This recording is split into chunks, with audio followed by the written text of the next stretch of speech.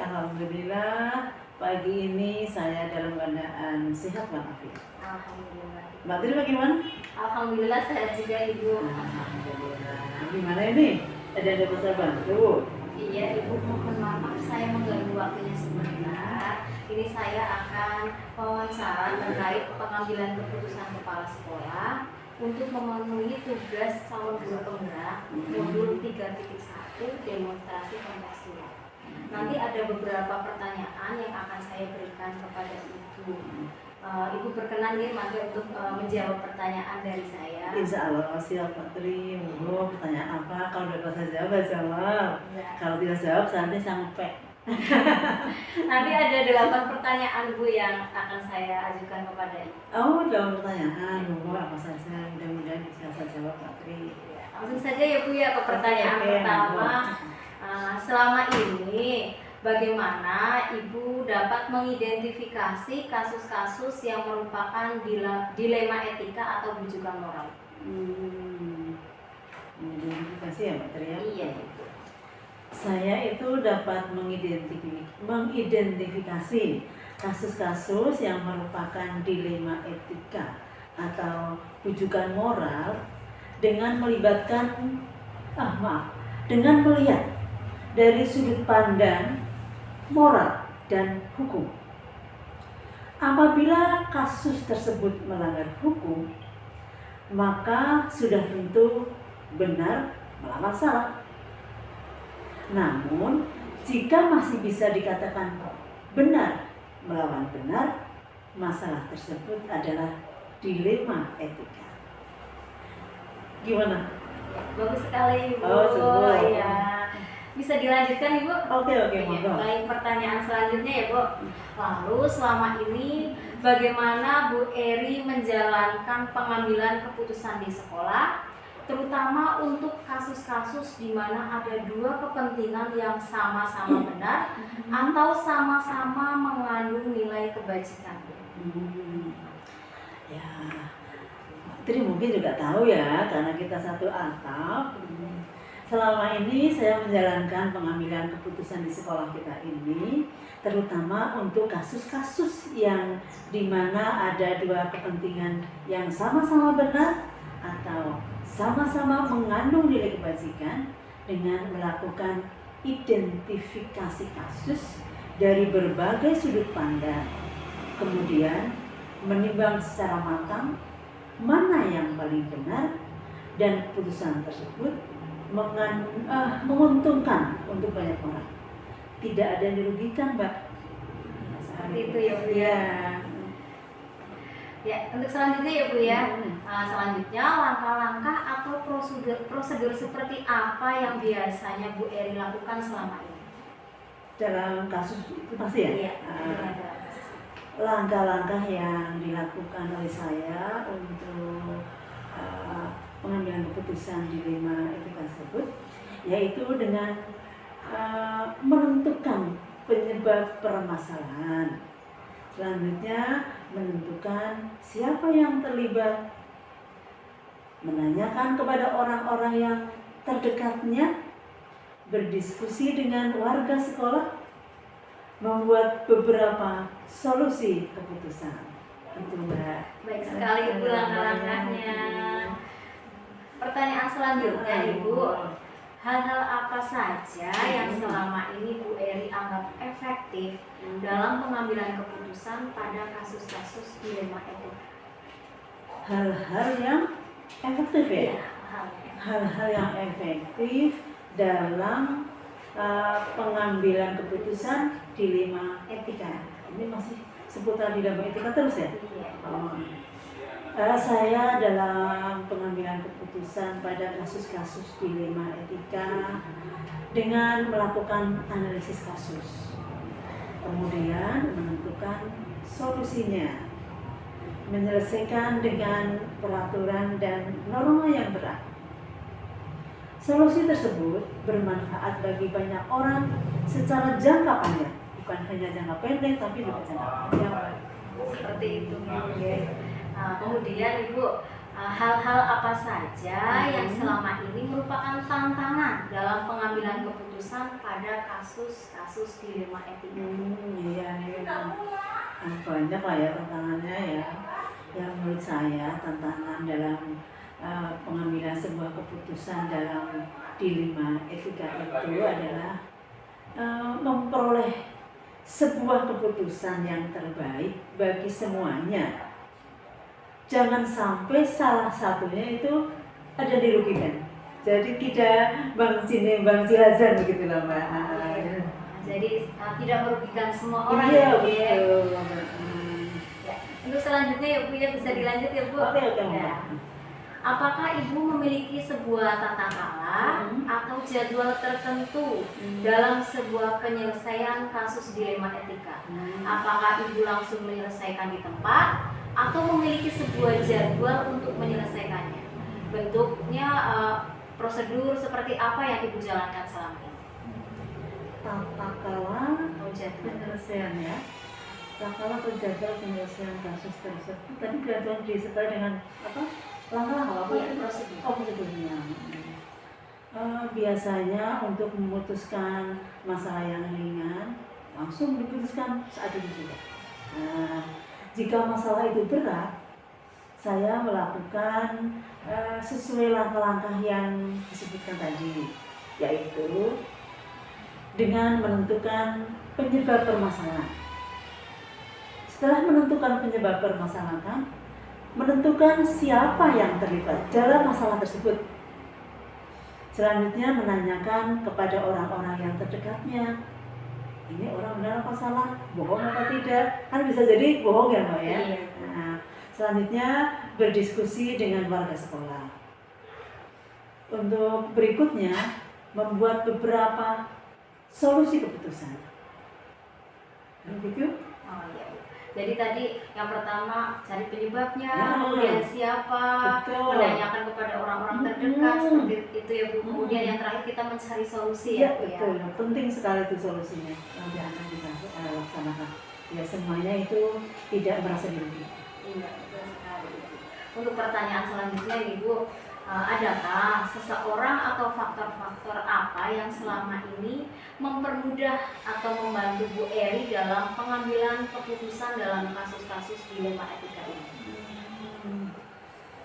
Oh itu ya. Baik, ini dalam mengambil keputusan saya selalu mengajak warga sekolah, stakeholder, wali siswa, orang-orang yang mempunyai kedekatan personal dengan orang yang mengalami permasalahan tersebut. Jadi banyaklah yang membantu dalam mencari alternatif solusinya. Kita bersama-sama bekerja sama-sama bekerja ya, untuk menyelesaikan suatu kasus. Jadi tidak diselesaikan sendiri antara saya dengan yang memiliki kasus, tapi melibatkan warga sekolah. Jadi semua pihak ikut terkait ya Bu? Iya betul. Ini pertanyaan terakhir Bu. Oh terakhir. Oke. Pertanyaan terakhir. Jadi dari semua hal yang tadi telah disampaikan, pembelajaran apa yang dapat Bu Eri petik dari pengalaman Ibu mengambil keputusan dilema etika? Dari pertanyaan 1 sampai 7 itu ya? Iya. Pembelajaran yang sangat penting ya. Oke, pembelajaran yang dapat diambil adalah saya lebih bijaksana Mbak dalam menganalisis sebuah permasalahan untuk dijadikan pertimbangan menentukan solusi yang terbaik yang tidak merugikan semua pihak. Luar biasa sekali. Alhamdulillah. Jawaban-jawaban Ibu sangat bermanfaat tentunya untuk saya nantinya Ibu ya. Tapi mohon maaf ya kalau ada yang kurang berkenan, ada yang kurang tepat, maklumlah sudah kepala 5. Tapi semangatnya masih muda sekali ya Bu ya. Alhamdulillah. Iya Ibu, ini terima kasih sekali atas waktunya. Semoga wawancara kita hari ini dapat bermanfaat untuk saya ke depannya dan Ibu diberikan kesehatan dan sukses sekali untuk Ibu. Amin, sudah ya untuk Mbak Tri sebagai CGP. Amin Ibu. Hampir berakhir ya CGP-nya ya? Iya Ibu. Oh, sudah 80% Bu. Alhamdulillah. Saya di sebentar lagi. Terima kasih sekali Bu. Oke. Atas waktunya. Sama-sama. Sukses ya Mbak Tri.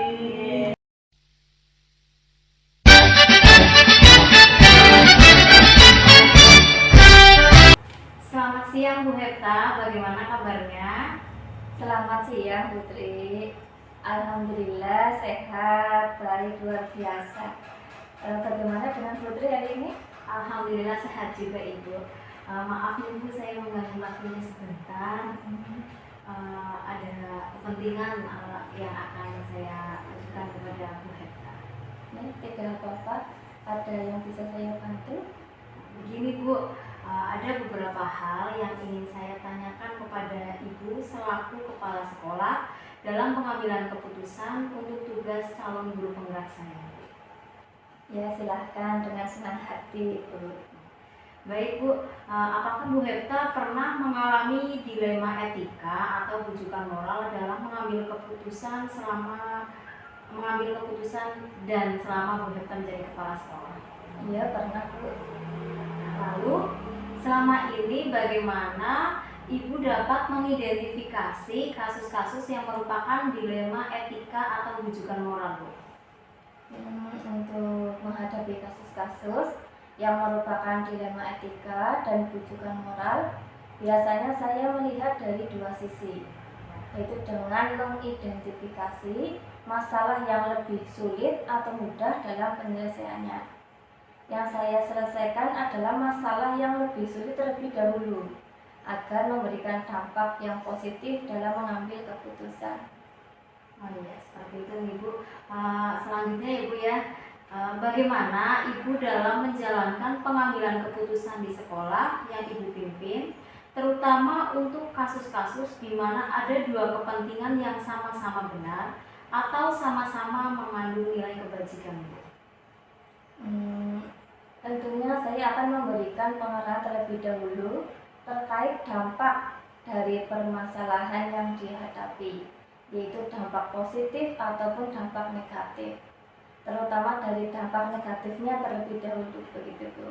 Jadi memperhatikan dampaknya dulu ya Bu ya. Untuk selanjutnya, langkah-langkah atau prosedur seperti apa yang bisa Bu Hepta lakukan selama ini? Biasanya saya memberikan gambaran dulu secara umum atau secara khusus terkait dengan permasalahan. Kemudian saya akan meminta seluruh pendapat dari rekan guru untuk mendapatkan solusi yang bijaksana. Luar biasa Bu Hepta. Sekarang lagi saya apresiasi Ibu dengan jawaban-jawaban Ibu tadi. Bisa dilanjutkan ya Bu ya? Ya, silahkan. Lalu hal-hal apa saja yang selama ini Bu Hepta anggap efektif dalam pengambilan keputusan pada kasus-kasus dilema etika? Jadi saya itu menerapkan asas-asas kemanusiaan dan nilai-nilai kebajikan serta dasar-dasar keagamaan untuk ke arah yang lebih baik. Begitu ya Bu. Lalu selama ini tantangan apa yang Bu Hepta hadapi dalam pengambilan keputusan pada kasus-kasus dilema etika? Tantangan ya Mbak ya? Iya. Ini terdapat pro dan kontra terhadap nilai-nilai moral, kemanusiaan. Maka dari itu tindakan yang saya ambil itu harus objektif. Seperti itu. Apakah Ibu memiliki tata cara atau jadwal tertentu dalam sebuah penyelesaian kasus dilema etika? Apakah Ibu langsung menyelesaikan di tempat itu atau memiliki sebuah jadwal untuk menyelesaikannya? Bentuk atau prosedur seperti apa yang Ibu jalankan? Begini Bu, penyelesaian yang dilakukan secara langsung itu ketika permasalahan dianggap tidak terlalu sulit dan diberikan jangka waktu dalam penyelesaiannya agar mendapatkan hasil yang tidak merugikan satu sama lain. Jadi saling menguntungkan ya Bu ya. Baik, pertanyaan selanjutnya ya Bu ya. Adakah seseorang atau faktor-faktor apa yang selama ini mempermudah atau membantu Ibu dalam pengambilan keputusan dalam kasus-kasus dilema etika? Yaitu jadi orang-orang yang ada di sekitar yang memiliki pengalaman atau pernah mengalami dilema etika yang dapat memberikan solusi dari masalah, misalnya guru dan tenaga kependidikan yang ada di sekolah. Jadi semua pihak yang terkait ya Bu ya. Itu harus. Baik Bu, pertanyaan terakhir ini Bu. Dari semua hal yang telah disampaikan tadi, pembelajaran apa yang dapat Bu Hepta petik dari pengalaman Ibu dalam mengambil keputusan dilema etika? Pengalaman dalam pengambilan keputusan yang saya petik adalah bagaimana mengambil keputusan dengan bijaksana dan menghasilkan dampak yang positif yang lebih banyak daripada dampak negatifnya. Oh iya Bu, luar biasa pengalaman Ibu dalam mengambil keputusan Ibu. Jadi saya ucapkan terima kasih banyak atas waktunya. Semoga ilmu dan pengalaman dari Bu Hepta dapat bermanfaat untuk saya. Amin. Ya, sama-sama Bu Tri. Semoga lancar pendidikan guru penggeraknya dan sukses selalu. Amin. Terima kasih Ibu. Ya, sama-sama Bu.